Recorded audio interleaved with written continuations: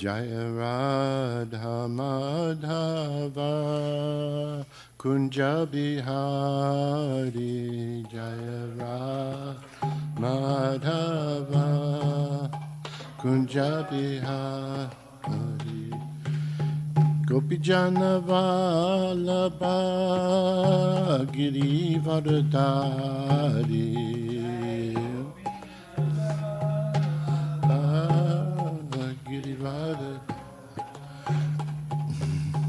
Yashoda Nandana Braja Janaranjana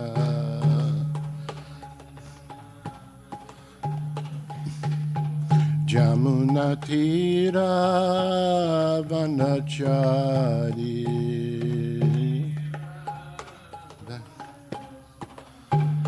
Jaya Radha Madhava Kunja Bihari Radha Madhava Kunja Bihari Jaya Gopi Jana Vallabha Girivardhari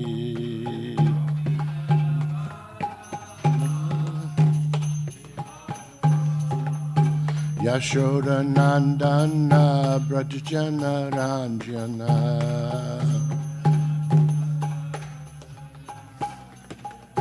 Jamuna Tira Vanachari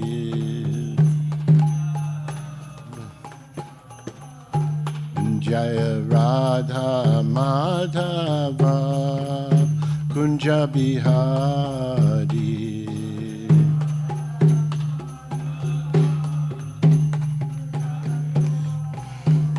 Jaya Gopi Jana Vallabha Girivardhari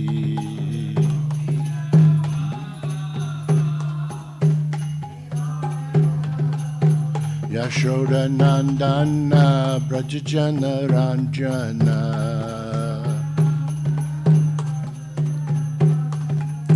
Jamuna Tira Vanachari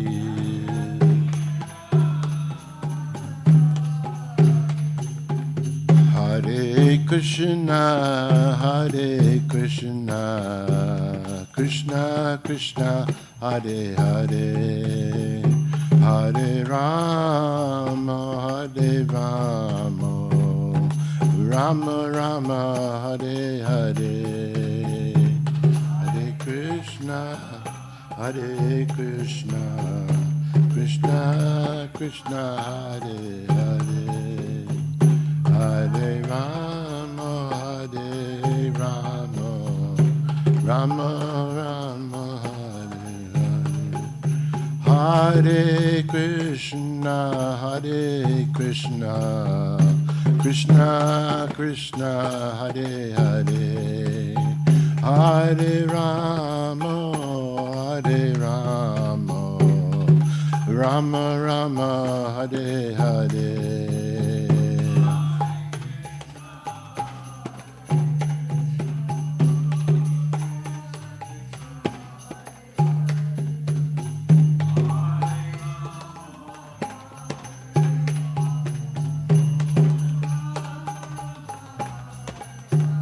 Hare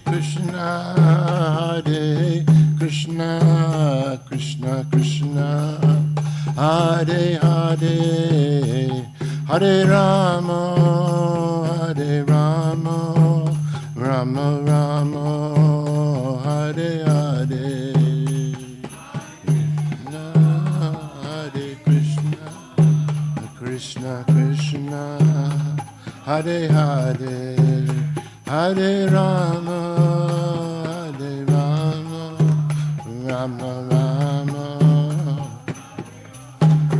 Jaya Srila Prabhupada, Srila Prabhupada, Srila Prabhupada, Srila Prabhupada.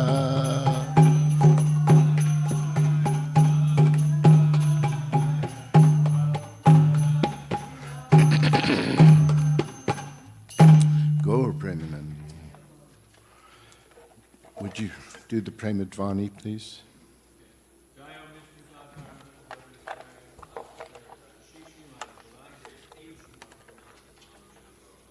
Jai. Jai. Jai.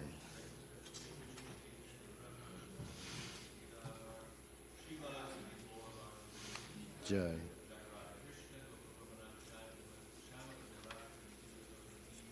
Jai.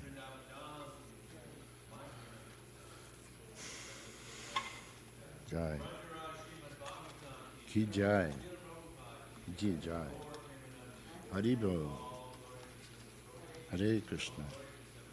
Thank you, Prabhu. Hare Krishna. Jai.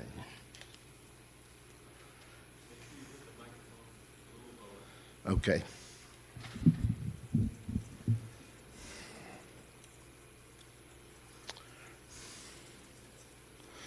So we're reading from Srimad Bhagavatam, 10th Canto, Chapter 71, Verse 6.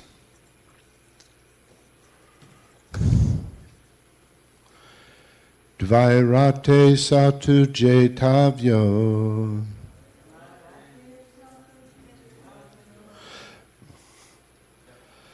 masatak shodini yuta brahmanyo biartito viprer nata na pratyakyan karhichit dvairate satu jetavyo masatako hini yuta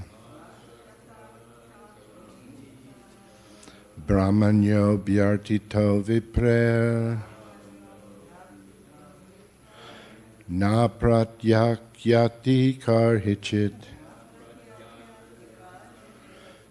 dvairate satu jetavyo masatakso hini yuta brahmanyo biartito viprer na pratyakyati karhichit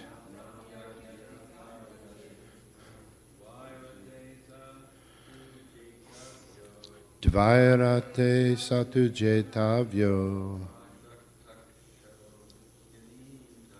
masatak shohini yuta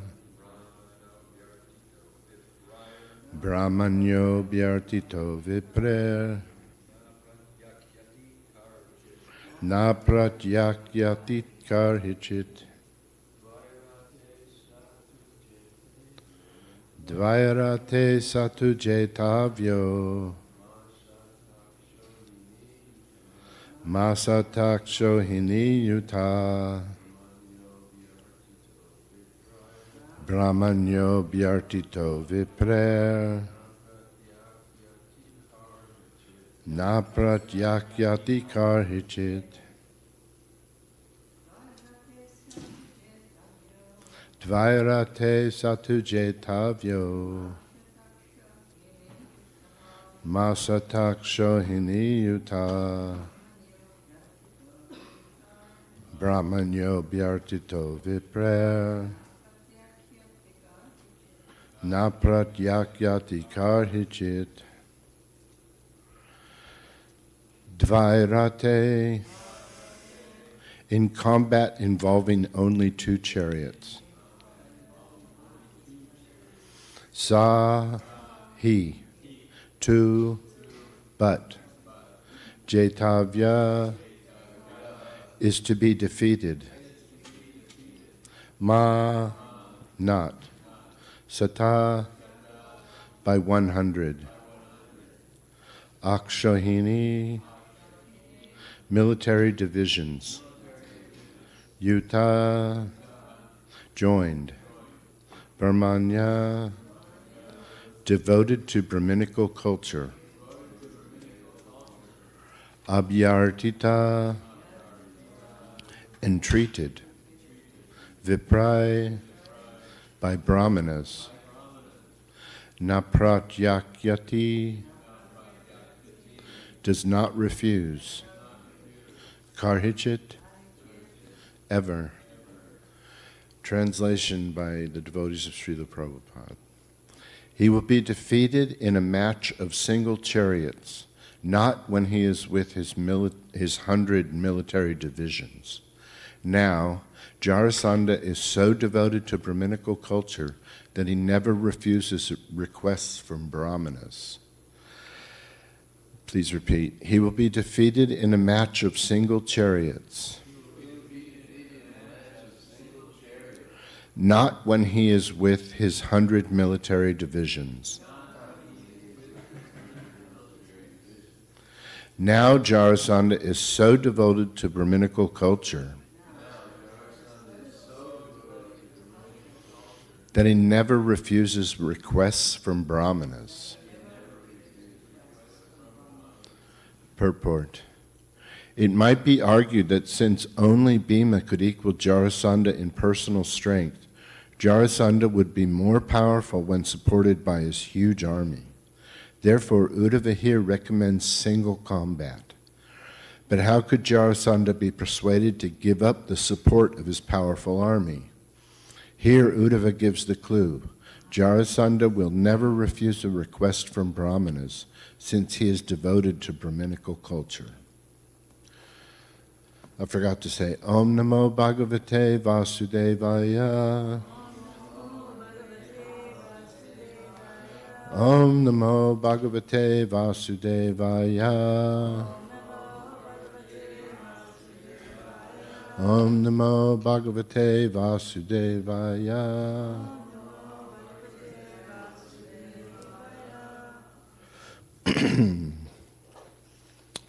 So, one of the key things about this verse is the mention of Jarasandha being devoted to Brahminical culture, which is quite odd because he's sort of playing the part of a demon, but we'll get to that. So we're also devoted to Brahminical culture. Brahminical culture is established by Krishna. As he says in the Gita 4.13, according to the, Prabhupada translates it as, according to the three modes of material nature, I, Krishna, have established the 4 varnas and ashrams. I have established this culture. And but in the verse, it says guna and karma, and sometimes that is discussed.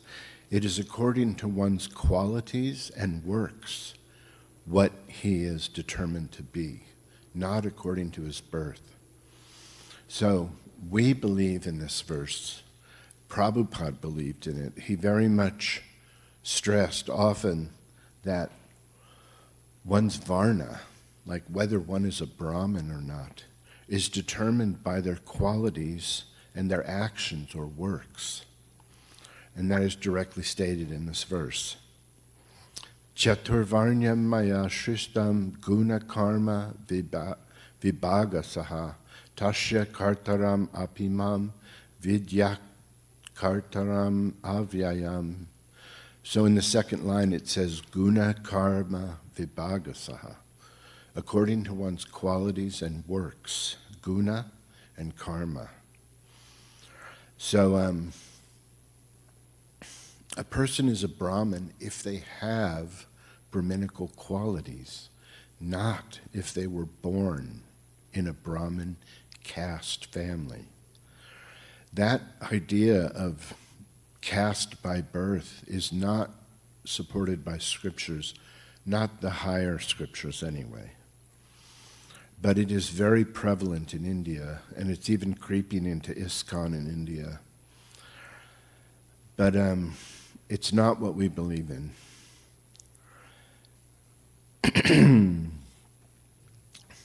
Thus, one from any society or any birth can be a Brahmin if they have the qualities of the Brahminical culture. And Prabhupada believed this, and thus he initiated us as Brahmins if we rose to the platform. And what makes a Brahmin?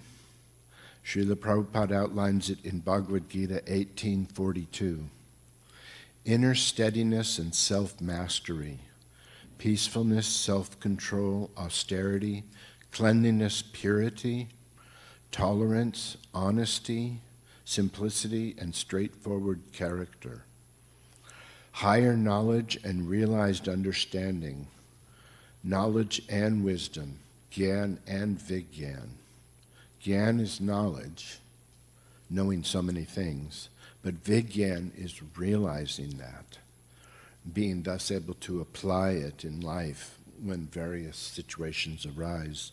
One can understand the truth through Vigyan and apply knowledge properly. And this is all lived with religious faith. Brahmins have a distinctive culture of goodness, satisfaction and detachment, plus firm faith in the Vedas, not just theory, but also practice. Brahman is literally Brahman related. Brahman is spirit or God. It's a word that means all of the spiritual truth, God, Brahman. So a Brahmana is related to that. That's the foremost quality. They believe in spiritual life. They believe in God. Not everyone really believes in God. Brahmins are supposed to really believe in God. They are a person identified with Brahman, which is like study, recitation, teaching of the Vedas, guiding sacrifices and guiding others in Dharma. They cultivate purity and knowledge. Prabhupada used to say, Brahma janati iti brahmana. A Brahmin is one who knows Brahman. The Brahmins are good for everyone to follow. That's why they're the highest class or caste, and learn to emulate.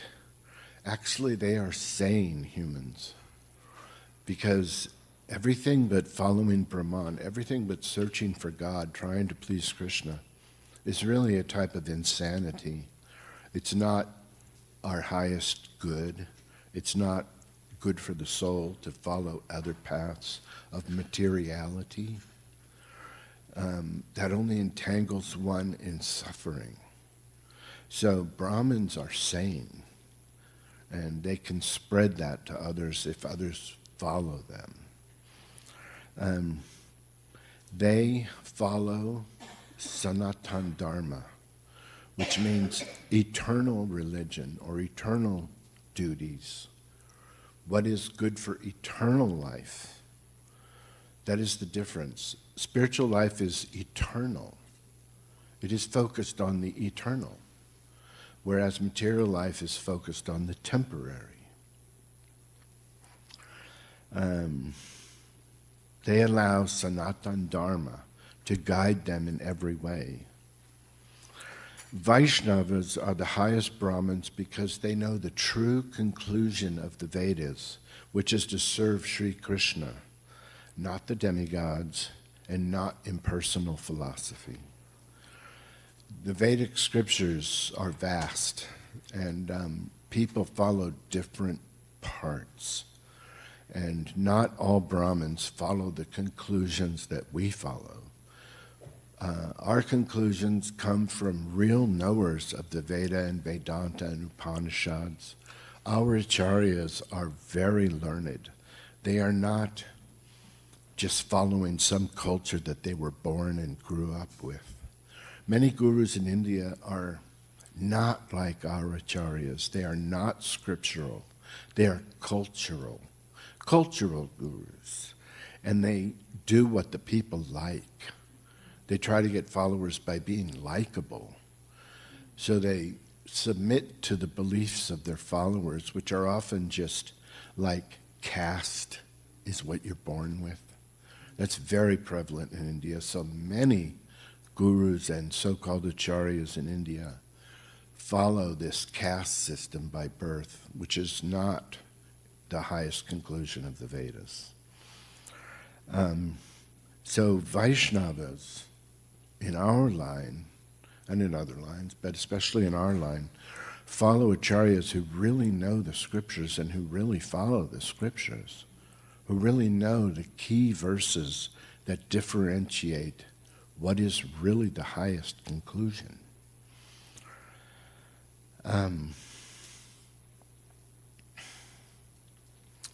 So, Jarasandha, it says he was a follower of Brahminical culture, but he was also demonic in some ways, so he was mixed. Like he wanted to sacrifice kings to Shiva. That is a very tamasic way of religion. In Srila Prabhupada's purport, Srimad Bhagavatam 1.15.9, he describes Jarasandha as having demonic qualities from birth, even saying that he was born as one of the parts and parcels of the demon Viprachiti, that he became a devotee of Shiva and wanted to arrest kings to sacrifice to Shiva. That's classic asuric behavior. Power worship, violence, and opposition to the Lord's plan. And in Chaitanya Charitamrita, Adi 8.9, Prabhupada makes the principle super explicit. He says, even if someone strictly performs Vedic rituals and appears to be obedient to Brahminical culture, if he does not accept Krishna as the Supreme Personality of Godhead, he is demonic. And he gives Jarasandha as the example. So Jarasandha is quite covered in the books. He respected brahmanas and Vedic etiquette. That was real, and Krishna's side used that against him in the coming verses in the Bhagavatam. But his heart was not surrendered to Krishna. He was driven by envy, conquest, and demonic ambition. In these instances, the word demonic and demon is being used to simply mean material aims. If one is materially focused, then, in a sense, they are demonic. They are absorbed by anti-God thoughts and feelings and wishes and hopes. In the Gita, Krishna says, Sarva Dharma Parichaja, just surrender unto me, giving up all varieties of religion. He says that after describing so many varieties of religion in the Gita. This verse is very late in the Gita, in the 18th chapter. He tells Arjuna, give up all that I've described to you and just surrender unto me. I will protect you from sinful reactions. Do not fear.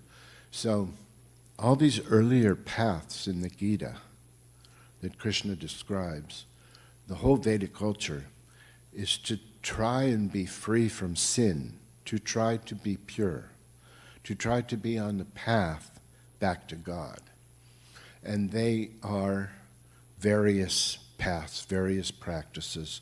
There is a lot described in the Vedas, a vast culture with many differing paths and rites and rituals, practices, beliefs. And many people in India are absorbed in those various paths, rituals, beliefs,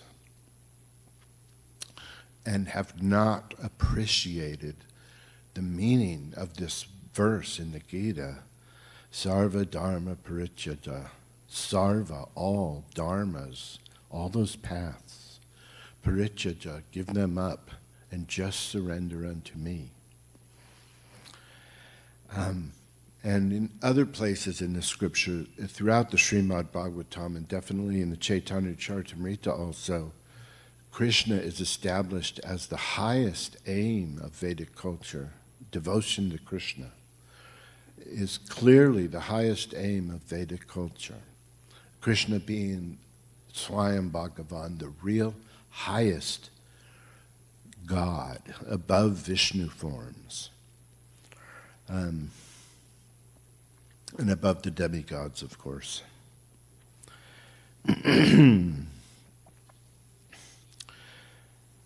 So the whole Vedic process is meant to bring you to this, to the realization that love of Krishna is the goal of the Vedas, that all kinds of Vedic religion are meant to bring you to the point of love of Krishna.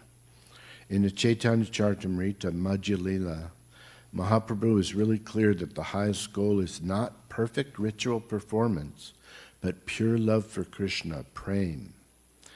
For example, he calls prema the supreme goal, the highest purushartha, and the greatest wealth. And that is the aim of our line. You could say our line of Hinduism, but our line of Vaishnavism, the aim is Krishna prema. And the core principle is to always remember Krishna and never forget him. And the rules and regulations and practices all serve that end, that we want to always remember Krishna and never forget him. And that may seem extreme in a way, but this life is very short. We are in a very temporary body, in an alluring world that wants to take us away from God, wants to drag us down into material thought. So for a short time, we have a chance to liberate, to free ourselves from this material entanglement. So in that short time, we believe in always remembering Krishna and never forgetting him, because it is taught that what you think of at the time of death, what your consciousness is, takes you to your next life. And there's examples in the Bhagavatam of that going wrong for certain great personalities, where they thought of something like a deer at the time of death and became a deer. So we want to always remember Krishna in this life. We never know when death is coming, and we want to be very practiced at the time of death in remembering Krishna. We want it to be second nature, because at the time of death, sometimes your consciousness is challenged. Sometimes you're in a state where you are unconscious. You want even your subconscious to be absorbed in Krishna, because we want to go to the eternal spiritual world, which we really believe in. God is all that exists, really. But he has expanded into many living entities of varying categories, and he has created the spiritual and material natures and put living entities in all these places. And he can reveal himself to us. We're down here on earth, and it appears in a way like God is nowhere to be seen. But that supreme divinity that creates everything, source of everything, is personal and is capable of revealing himself to us. In general, as a whole, as the human race, and individually. And as a whole, in general, he has come here, had pastimes here in various incarnations, including one just 500 years ago. And he establishes religious principles when he comes, which he did 500 years ago, by teaching the bhakti cult to various personalities and instructing them to write books. And as Krishna, and he is in Vyasadeva. Vyasadeva is a partial incarnation of the Lord, and he wrote many of the Vedic scriptures that we follow. So Krishna establishes religion when he comes. That's one of his functions. And so our principle is always remember Krishna and never forget him. And the rules and regulations and practices are all meant to support that, not to be something different.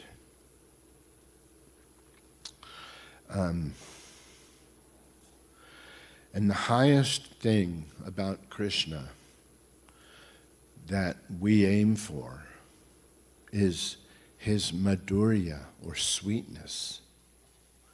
We want Krishna's sweetness. Our line, this line, Lord Chaitanya's line, is about that. It's not about awe and reverence for Vishnu. There are sampradayas in India that are about awe and reverence for Vishnu.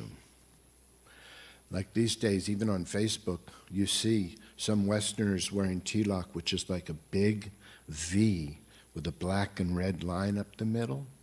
That's a Vishnu sampradaya. You see their gurus on Facebook. They are being glorified, which is fine. But they are Vishnu sampradayas, and they consider us to be deviant. So they consider Krishna to be an incarnation of Vishnu, a deviant incarnation of Vishnu. Some Hindus won't even let their children hear Krishna Lila because of his parakiya rasa, his conjugal affairs with the married gopis or the unmarried gopis, what have you. Illicit relations in Vrindavan, they consider it.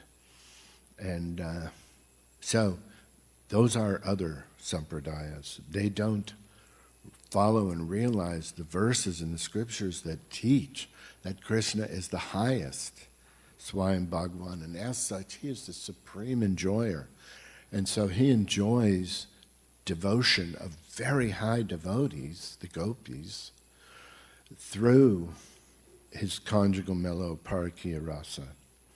And we worship that, like we ask Tulsi Devi every day, give us entrance into Vrindavan. Allow me to always see the pastimes of Radha and Govinda. So that's one example. In many places we pray for such. We worship Radha and Krishna.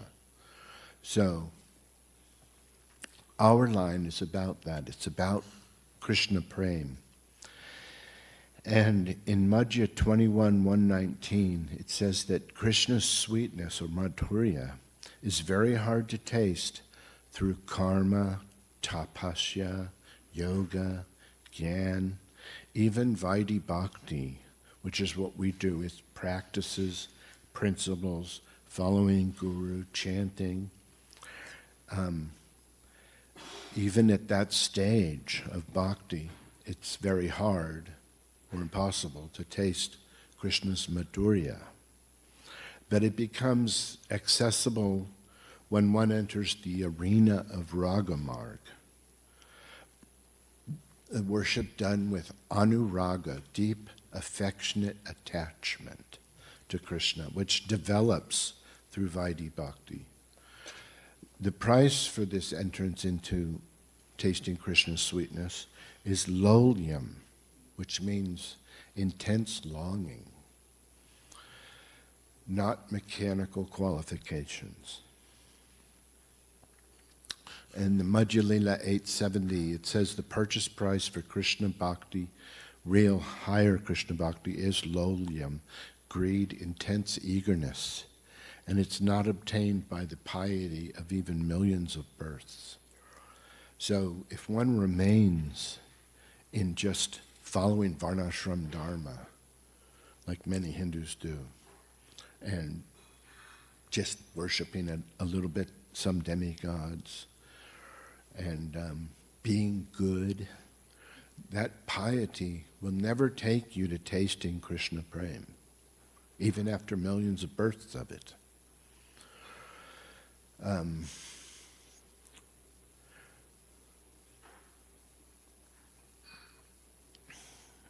And furthermore, for one who is advanced and in the practice of Raganuga Bhakti and tasting Krishna's sweetness, such a pure devotee does not necessarily follow all the rules and regulations of Varnashram Dharma and lower Vedic practices. They have done, as Krishna says, given up, Sarvadharma Parityaya, given up a lot of that. real pure devotees may not follow all the rules and regulations of practices and rituals and so forth, because they are at the point of worshiping Krishna's lotus feet. They are at the point of loving Radha Krishna. And thus they have no taste for sinful life. They have no taste for deviation. They don't need the help of the practices to become undeviant. They are undeviant. They are already past that. Really high, pure devotees.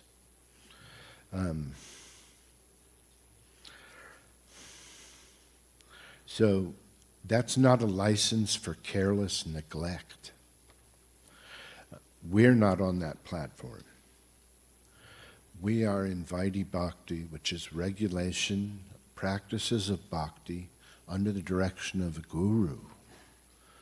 That is the beginning stages, and the stages are described, especially in the Nectar of Devotion by Srila Prabhupada, which is a summary of the Bhakti Rasamrita Sindhu by Srila Rupa Goswami, who was directly taught by Sri Chaitanya Mahaprabhu. So those without spontaneous attachment to Krishna perform Vaidhi Bhakti under the directions of a guru, and they follow scriptural regulative principles. Raganuga Bhakti is what we're going for. It's described in the Bhakti Rasamrita Sindhu. It's an advanced stage, and there is real lobha, spiritual covetousness. You really want Krishna. So the whole Vedic culture culminates in these things. Krishna Prema is the goal. A devotee on the Vaishnava path headed towards Krishna Prema, who pays attention to the rules too, is the highest type of Brahmin, not one who merely follows many rules and practices, but is not on the path of love of Krishna. So tying back to Jarasandha and his following of Brahminical culture, the highest Brahmins are the real Vaishnavas who are really interested in real Krishna Prema, who are going for that, who are following everything in order to get there. And speaking in American speaking in Western talk, plain English, we really want God. We really want the highest truth. We want to be God realized. So we're doing everything we can. We're accepting what is favorable, rejecting what is unfavorable, in order to become pure God devotees. And in that, we have found the Vedic culture, which is God revealing himself to earth. He chose India. He appeared there. He invested saints who were there with potencies to write scriptures, to see him, to see his Leela, to meditate and realize upon him. And from there it has spread. And it clearly states it is for everyone. According to your guna and karma, may you practice. According to your qualities and works. Well, some people born in the West have high birth charts. They have high guna and karma, and they are qualified to be Brahmins.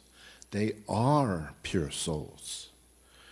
And there are people in India who believe that no Westerner can be a Hindu, can even be a Hindu, because they're not born in it. That's what the Smartas believe, that Westerners are simply unqualified by birth, asuric by birth, and will never be, can never be. And the example they give is, a cow has baby cows. A donkey has baby donkeys. If you're born from a donkey, you're not a cow. They make points like that. They really believe in this birth thing. But Krishna chose India, and he put in the scriptures clearly from the sages, from the acharyas, from himself, that this is for everyone. So we have found it, and we are following it. We are accepting what is favorable for God consciousness. We have found this to be the highest religion on earth. And it is, in my opinion. Clearly it is. It gives so much more information than the other religions. They're good. They also come from God's will for people's advancement. But they're not equal to the Krishna Bhakti Vedic culture.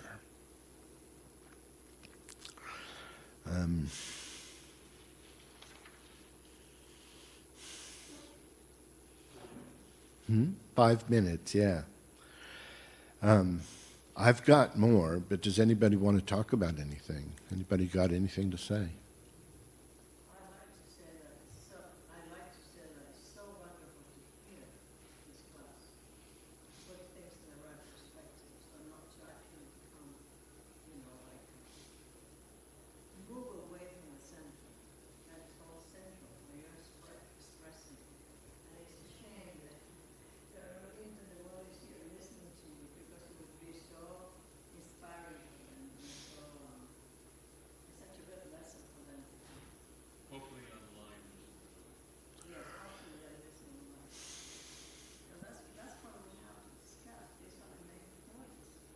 Yeah. Yeah, these are main points.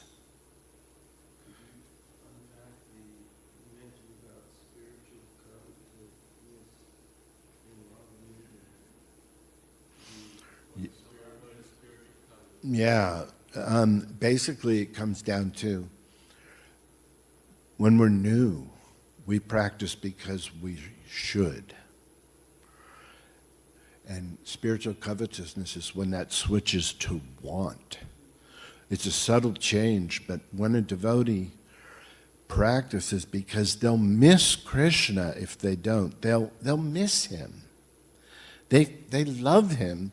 They feel him. They want him. So when should changes to want and becomes really a little bit eager, that's covetousness. When we want the mercy, when we want Krishna, when we like doing our japa, our deity worship, coming to the program, when we do it because we like it, because we want it, that is moving into lobha. I think you're there, Prabhu. No? Humility will always say that. Even Maharaj says he's not a devotee. Even Sridhar Maharaj chose where he lived because it's the place where the offense was forgiven, even though he's offenseless. And at the end of his life, for 2 years, he simply chanted Dayal Nitai, which means merciful Nitai, because he was extremely humble, even though he was so elevated.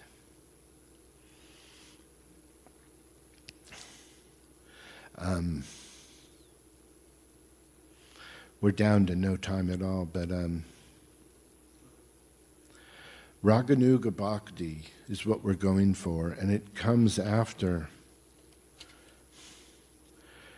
First we have Shraddha, then we take up Sadhu Sangha. We have faith, so we take up associating with devotees, especially advanced devotees. Then we take up Bhajana Kriya, the path of worship. Then we attain Anartha Nivriti. That's hard. That's unwanted habits and desires and thoughts free from. Anartha Nivriti. Anarthas are unwanted habits and thoughts and actions. When we're free from those due to practicing Krishna consciousness, then we move on to Nishta, which is steadiness. We become steady. Then we move on to Ruchi, which is taste. Tasting, really getting some taste from our Krishna consciousness. Then we reach Ashakti, which is deep attachment. Then comes Bhava, ecstatic emotion, and ultimately Prem, which is love of God. So we are mostly down in the stage of anartha nivritti. We're doing bhajana kriya, practicing, trying to become free from unwanted things, and trying to attain nishta, steadiness, and ruchi, some taste, ashakti, deep attachment. So we're moving through these things, and when you come to that stage of ashakti and bhava, then raganuga bhakti, taking up the practices of worshiping Krishna in Vrindavan, following the residents of Vrindavan, that becomes a possibility. So Raganuga Bhakti is for later stages, and it's described clearly, completely in the Nectar of Devotion, which Prabhupada said is one of our books, one of the books we study. Bhagavatam, Chaitanya Charitamrita, Gita, and Nectar of Devotion. He said those four. He said, you don't have to go for a lot of other books. And that's true.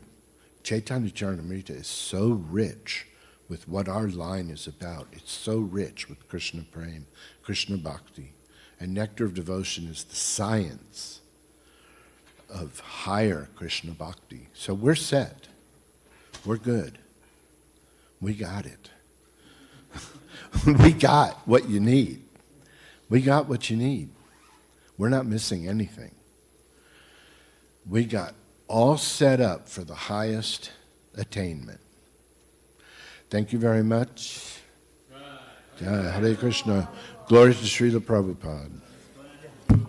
Thank you very much. It's just my service.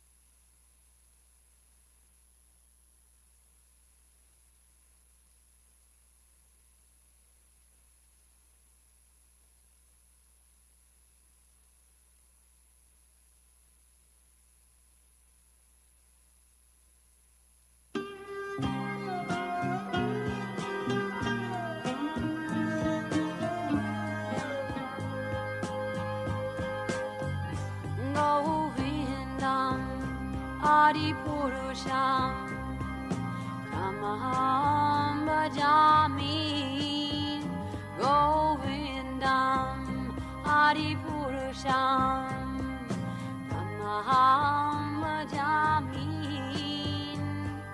Govindam Adipurusham Tamaham Bhajami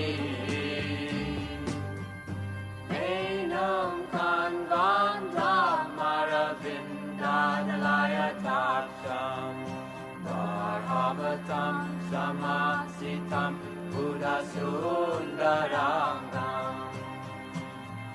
Kandar Agom Vidamaniya Vishesha Shobham Govindam Adipurusham Tamaham Bhajami Govindam Adipurusham Tamaham Bhajami Govindam Adipurusham Tamaham Bhajami Angani Yasa Sakalen Priya Priti Manti Vasyan Vipan Vikayanti Chiram Naganti Ananda Chinmaya Sadhu Jala Vigrahasya Govindam Adipurusham Tamaham Bhajami Govindam Adipurusham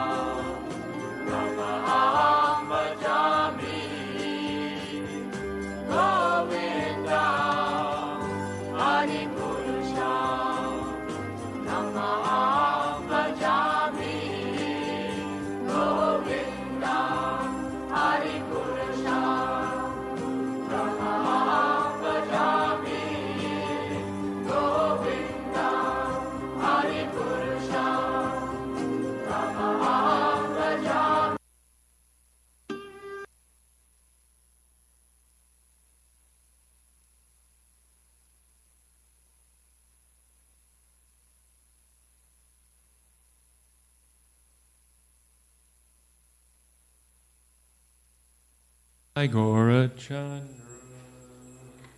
Paramakaruna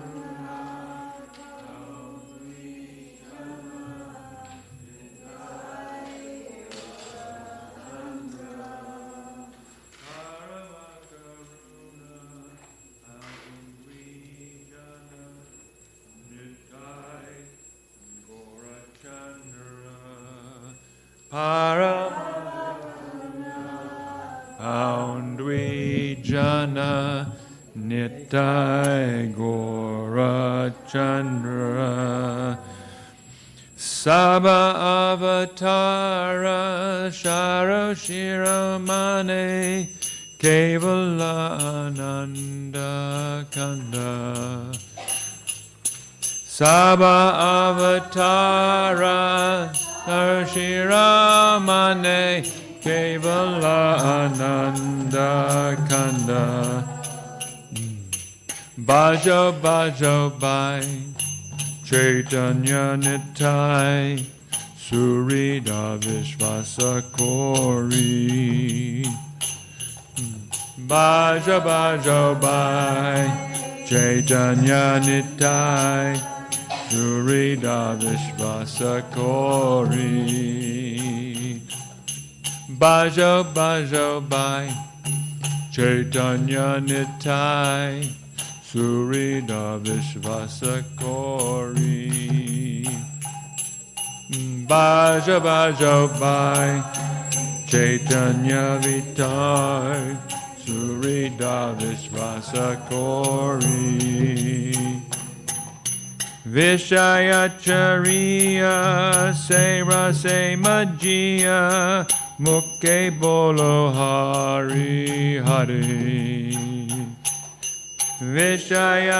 Vishayacharya Sera Se Majia Mukke Bolo Hari Hari Deko Ore Bai Tribhuvane Nai Emana Dayala Datta Deka Ore Bai Tribhuvane Nai Emana Dayala Datta Deka Ore Bai Tribhuvane Nai Emana Dayala Datta Deka Ore Bai Tribhuvane Nai Dayala Datta Pashupake Jure Pashana Vidare Shuni Jaro Guna Gata Pashupake Jure Pashana Vidare Shuni Jaraguna Gata Samsare Majia Rohili Puriya Sepade no Hilo Asha Samsare Majia Rohili Puriya Sepade no Hilo Asha Samsare Majia Rohili Puriya Sepade no Hilo Asha Samsare Majia Rohili Puriya Sepade Asha Apana Karama Bunjaye Shamana Kohoye Lochana Dasa Apana Karama Bunjaye Shamana Kohoye Lochana Dasa Apana Karama Bunjaye Shamana Kohoye Lochana Dasa Apana Karama Bunjaye Shamana Kahaye Lochana Dasa Paramakaruna Paundwijana Nitai Gora Chandra Paramakaruna Paundwijana Nitai Gora Chandra Sava Avatara Sharoshira Mane Kevala Ananda Kanda Sava Avatara Sharoshira Mane Kevala Ananda Kanda Kevala Ananda Kanda Kevala Ananda Kanda Jaya Gornitai Jaya Gornitai Jaya Gornitai Jaya Gornitai Jaya Gornitai Jaya Gornitai Jaya Gornitai Jaya Gornitai Haribo Haribo Haribo Nitai Gaur Haribo Nitai Gaur Haribo Haribo Haribo Nitai Gaur Nitai Gaur Haribo Haribo Haribo Nitai Gaur Haribo Nitai Gaur Haribo Haribo Haribo Nitai Gaur Jaya Radha Golokananda Radha Golokananda Radhe Jaya Radha Lokananda Radha Golokananda Radha Jaya Radha Golokananda Radha Golokananda Radhe Radha Golokananda Radha Lokananda Radhe Jaya Giri Govardhan Giri Govardhan Giri Govardhan Jaya Giri Govardhan Jaya Giri Govardhan Jaya Giri Govardhan Jaya Giri Govardhan Jaya Giri Govardhan Jaya Radhe Jaya Radhe Jaya Radhe Jaya Shri Radhe Jaya Radhe Jaya Radhe Jaya Radhe Jaya Shri Radhe Jaya Radhe Jaya Radhe Jaya Radhe Jaya Shri Radhe Jaya Radhe Jaya Radhe Jaya Radhe Jaya Shri Radhe Srila Prabhupada Ki Jai Shri Shri Gornitai Ki Jai Shri Shri Radha Golokananda Ki Jai. The two lords, Nitai Gaurachandra, Lord Nitai and Lord Chaitanya, are very merciful. They are the essence of all incarnations, and their specific significance is that prosecuting their way of self-realization is simply joyful, for they introduce chanting and dancing. My dear brother, I request that you just worship Lord Chaitanya and Nityananda with firm conviction and faith. If one gives up sense gratification to be Krishna conscious by this process, one is sure to reach the desired goal. One simply has to chant, Hare Krishna, Hare, without any sense gratifying motive. My dear brother, you just try and examine this. Within the three worlds, there is no one like Lord Chaitanya or Lord Nityananda, because their merciful qualities are so great that they make even the birds and beasts cry. What to speak of human beings? Even stone will melt at the chanting. My dear mind, You are entrapped in sense gratification and have no attraction for chanting Hare Krishna. Since you have no attraction for the lotus feet of Lord Chaitanya and Lord Nityananda, what can I say? I can simply think of my misfortune. Srila Lochan Das Thakur Ki Jai.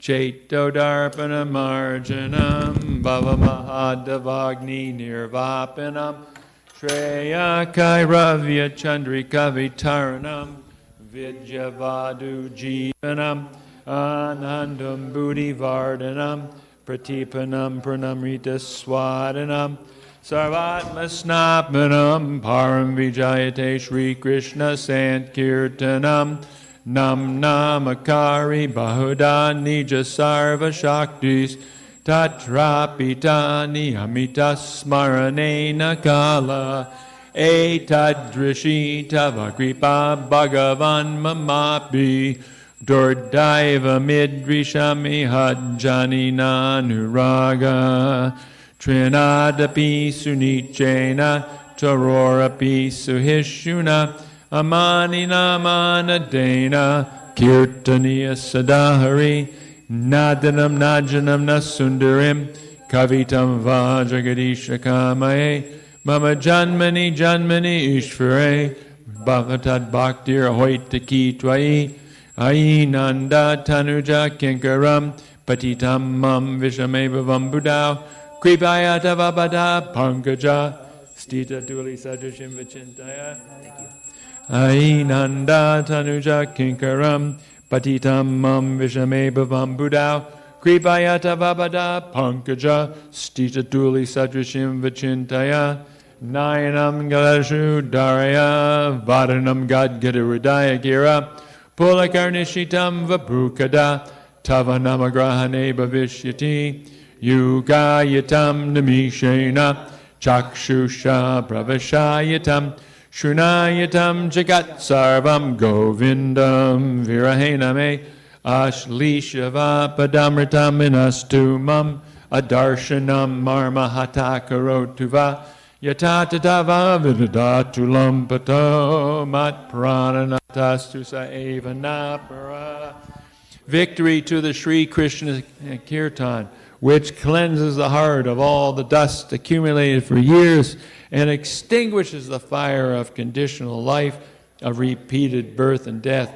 This Sankirtan movement is the prime benediction for humanity at large because it spreads the rays of the benediction moon. It is the life of all transcendental knowledge.